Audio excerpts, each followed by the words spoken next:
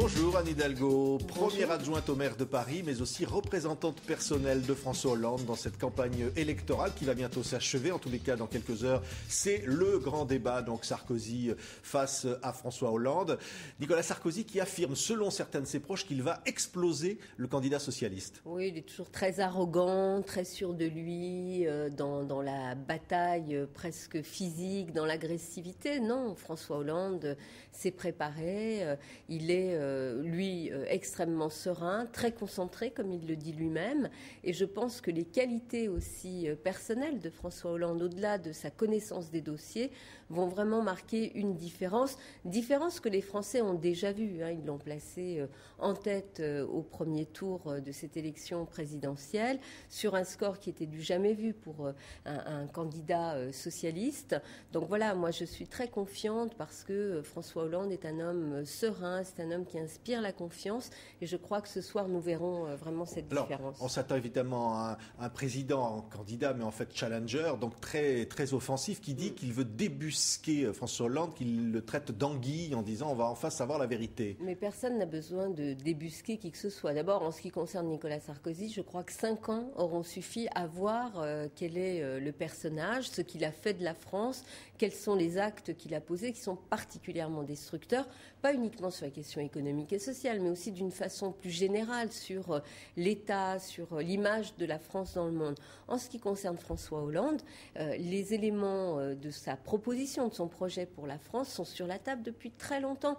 Et je crois que là où Nicolas Sarkozy se trompe, c'est qu'aujourd'hui les Français savent très bien ce que chacun propose. Ils connaissent bien les différences, qu'il y aura là pour le coup un débat avec deux personnalités extrêmement différentes. L'un qui rassemble, François Hollande, et l'autre qui n'a eu de cesse de diviser notre pays. Est-ce que c'est vrai que la technique pour le camp Hollande serait de laisser s'épuiser Nicolas Sarkozy pour le rendre fou ?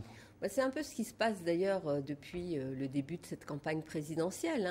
Je crois que François Hollande est resté lui-même constant. Il n'a pas varié. Il est resté toujours sûr aussi des propositions qu'il fait, du soutien très massif qu'il a reçu de populations très diverses aussi. Bien sûr, il y a toute la famille de gauche qui est rassemblée autour de lui.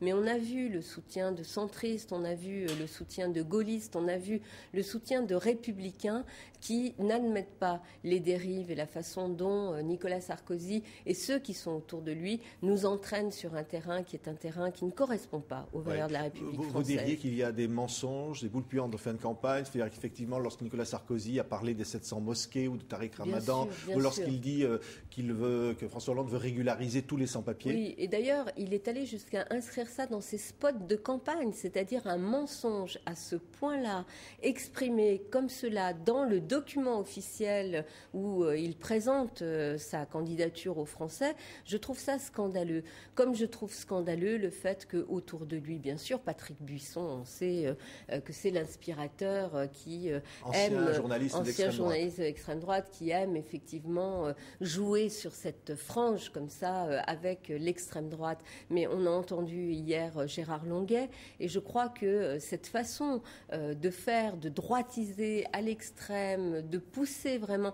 Quand j'ai entendu Nicolas Sarkozy il y a quelques jours nous expliquer que finalement il avait trouvé le thème qui était le thème de cette présidentielle, c'était les frontières, à une semaine du deuxième tour, on se dit ça va pas quoi. Donc effectivement Nicolas Sarkozy, on le sent dans une forme de fébrilité, d'affolement et donc d'agressivité encore plus forte que ce qu'on lui connaissait avant cette campagne présidentielle. Et je pense que François Hollande, dans le débat de ce soir, comme il l'a fait avec beaucoup de constance, beaucoup de clarté, de sens du rassemblement et d'élévation de la fonction présidentielle, va, je crois, convaincre, s'il y a encore des hésitants, convaincre encore ce soir. Alors, Nicolas Sarkozy disait il y a quelques jours que le Front National était compatible avec la République. Là, vous faisiez allusion aux propos du ministre de la Défense, Gérard Longuet, qui, dans un journal d'extrême droite, Minute, lui-même étant d'extrême droite, a affirmé que Marine Le Pen était une interlocutrice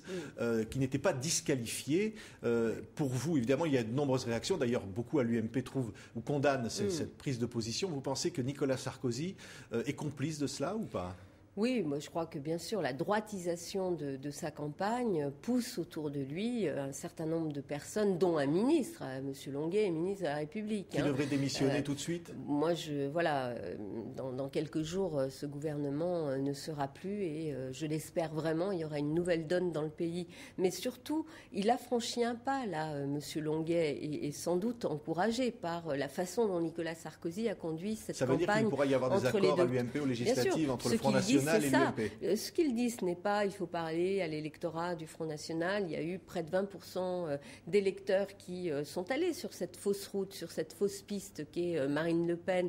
Et bien sûr qu'il faut parler avec tout le monde et convaincre, et je l'ai fait comme beaucoup d'autres, et François Hollande le fait en justement remettant les priorités qui sont celles de notre pays, l'éducation, l'emploi, avoir aussi cet État impartial que nous n'avons plus.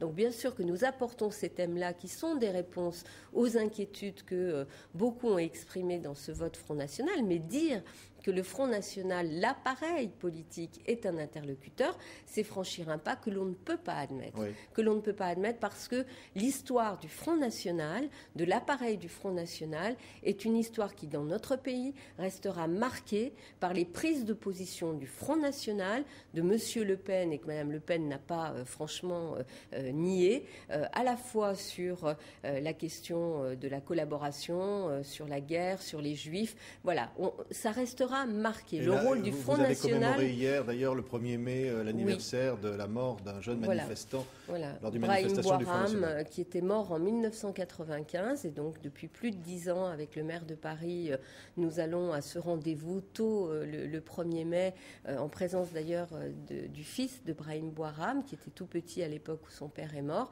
et nous commémorons cela. Oui, il avait été jeté dans la Seine à la fin de la manif du 1er mai du Front National. Des militants frontistes l'avaient jeté dans la Seine et il en était mort.